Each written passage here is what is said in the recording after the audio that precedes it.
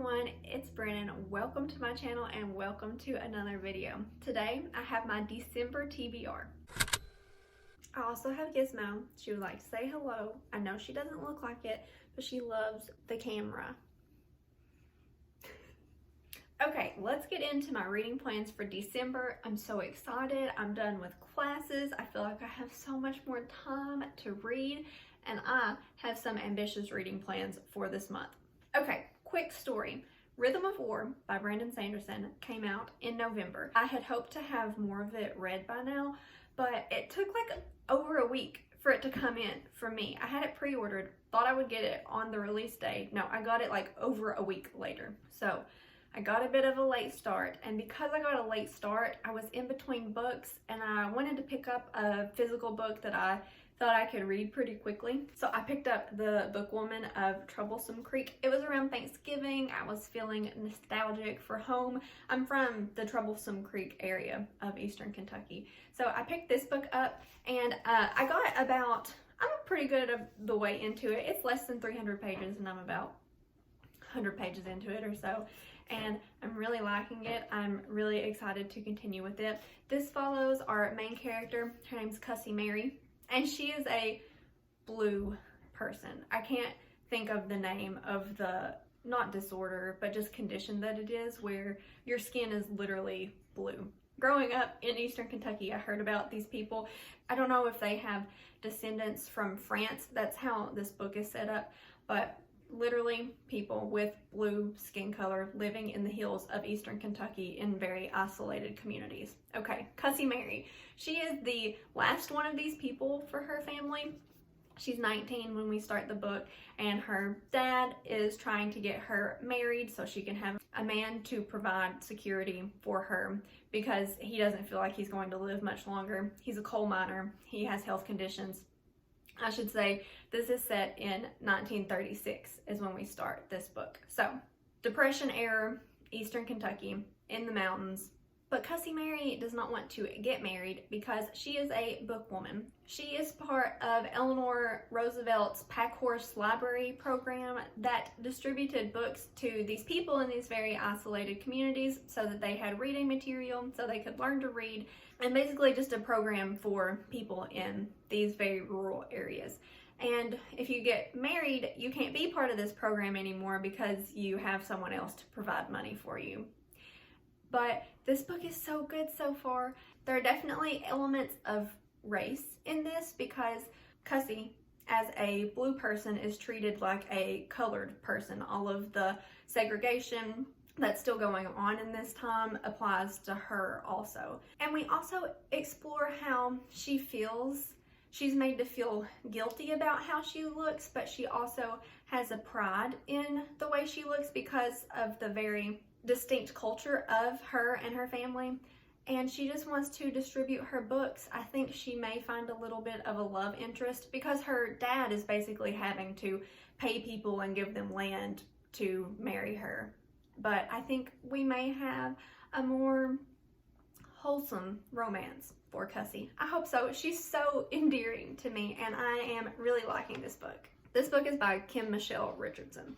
Okay, no surprise. Here, I know you can't tell, but this is Rhythm of War by Brandon Sanderson. I don't have the dust jacket on it, but can you see that design on the front of it? I hope that's the design for Bridge 4. I'm not sure. I don't read Warren, but this is the fourth book in his Stormlight Archive series. I'll link my video talking about this series more in the description. This is a chunky adult fantasy novel.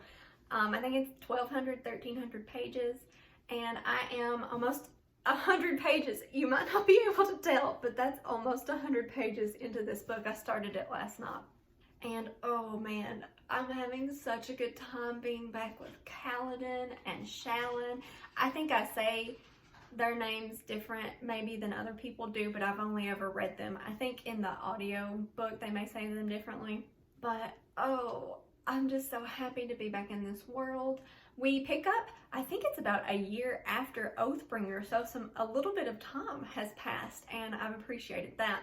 And we start out with a bang in this fourth book. It is action-y already. There's new technology in this world. I should say this world has a magic system based around stormlight, which is the name of the series. And this stormlight can be harnessed in gemstones, and then you can use the stormlight from the gemstones to fuel technology or to fuel your magic abilities if you have such abilities. And I'm not sure what else to say. This is the 4th book. We still have conflict with the Parshendi, aka the Singers, which is like a different, I won't say alien race, and I won't because you know what I'm talking about, but it's like a race of people who you wouldn't really call them people, but they are beings who live in this world and who can change their outward appearance. So they could have war forms or scholar forms or a form that's almost like a slave form, which is what they all used to be in. And they like had very dulled senses, but they have since learned to change out of that form. It might sound complicated, but you know, I've read thousands of pages worth of this literature now, and I feel pretty well versed in this culture and society that is fictional and doesn't exist. But do you know, that's why we read these books, so that we can leave this world and have a good time somewhere else. That's very existential and very Pisces of me, I think. But yes, I am going to read this book. Hopefully I can finish it before the end of December, but if not, then I will just keep going with it. But yes, the most exciting book that I have been waiting for in 2020. I have one more physical book, and this is In a Holidays by Christina Lauren. I figure I can probably read this probably 300-page romance novel in a couple days, and it is a holiday theme. I've heard a couple people talk about it. It came out in October, so it's a pretty new release, and I believe we follow our main character, and she enters into almost a Groundhog Day scenario, holidays, and she has to relive the same day, I believe, and I think she may have 2 love interests and she has to pick one. I'm not sure. It's Christina Lauren. I have had pretty good luck with this author duo this year, and it's a holiday-themed adult romance. Perfect timing. The Kindle book that I'm currently reading is Flock by Penelope Douglas. This is part of her Ravenhood duet. It's 2 books, and this is a new adult romance. We follow our 19-year-old main character as she has just graduated from high school, and now she has to go live with her dad for a year and learn how to work his technology company so that she can someday inherit it, basically. She does not have a good relationship with her dad. He and her mom have never really been together, and she has spent all this time growing up with her mom. So she moves to a more rural area to work with her dad in his factory, and she starts out just being like a line worker, and she meets a boy, and his name is Sean. But Sean has some friends, and I'm not sure exactly where her love interest is going to fall, and I think that's kind of one of the main plots of this story.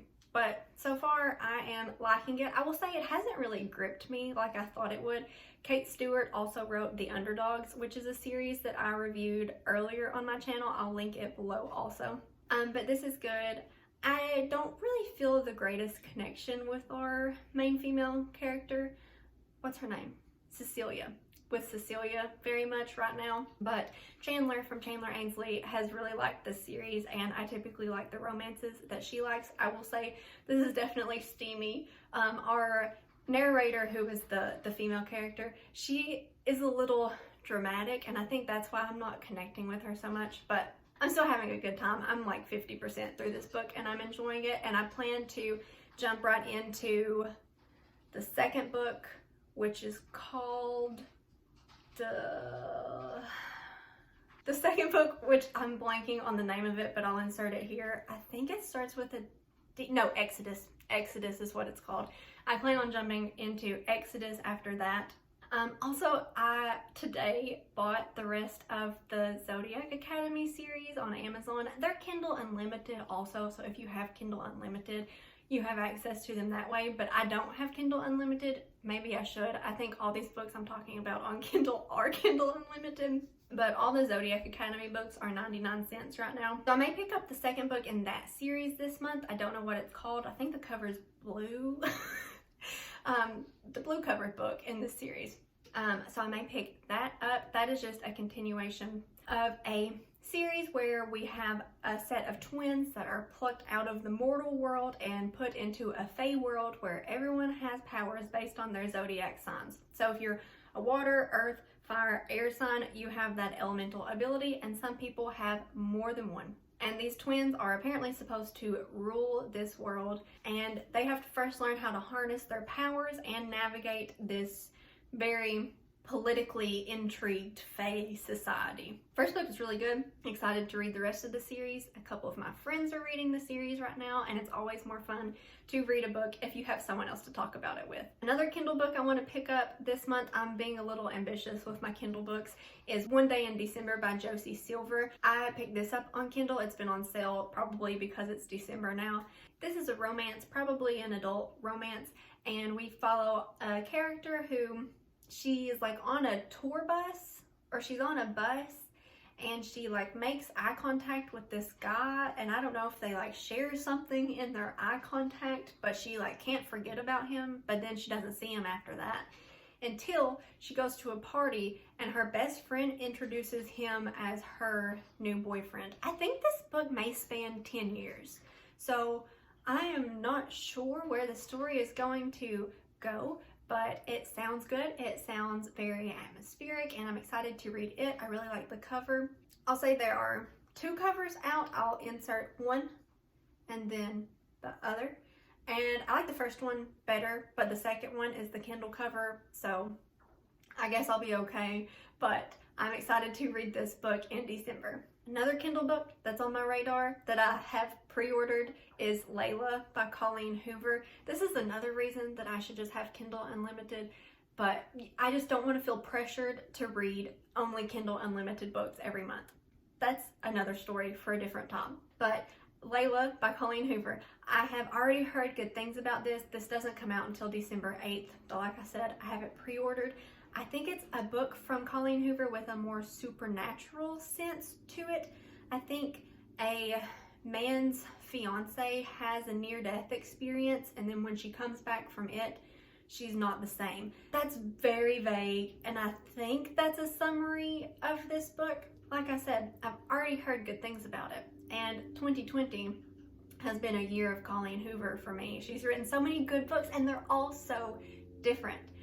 But usually romance plays a pretty big part in her books, so I'm excited to hopefully read Layla this month. Okay, and then my audiobook plans.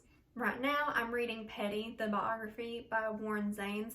I've just really been on the biggest biography kick this last month and a half. This is a biography about Tom Petty, and this is really good so far. I will say it took me a little bit to get into, but I'm about halfway through it. I'm like right at halfway through it now. And I love hearing about Tom Petty and how he got to where he went. And it's always just so surprising to see how poor these famous people can be for a long time in their career. Like at this moment, he's probably in his early 30s. I guess that's not very old. He's just still struggling financially. Like at this point in the book, he filed for bankruptcy to get out of this bad record deal that he was in, and it's just really interesting. And I've just constantly been listening to Damn the Torpedoes whenever I'm home, because that's like the record they're making right now in the part of the biography that I'm at. It's just really good. I have really enjoyed reading a biography that I can relate to music that I enjoy. It has been a great audio experience for me. And then also in December, I want to start the Winter Night Trilogy by Catherine Arden. This is a Russian-inspired fantasy, and we follow our main character, I think her name is Vasya, as she has to kind of save her village, I think, in the first book, when the religion of her town kind of starts to change, and that angers some forest spirits. I don't know, that might be completely wrong, but I do know that there was like a traditional magic that is kind of forced against the religion of the time. It is a 3-book series. The first book is The Bear and the Nightingale, and I've heard this series has a very, very strong winter feel to it. It's in Russia, and I'm excited to get into it. I hear it's loosely based around 1500s or 1600s Russian history, and I have heard great things about it. But all right, those are my December reading plans. Let me know in a comment down below what books you are getting into this month. Let me know if you've read any of these books that I've mentioned. Give this video a thumbs up if you enjoyed it. Subscribe if you haven't already, and I'll see you in my next one.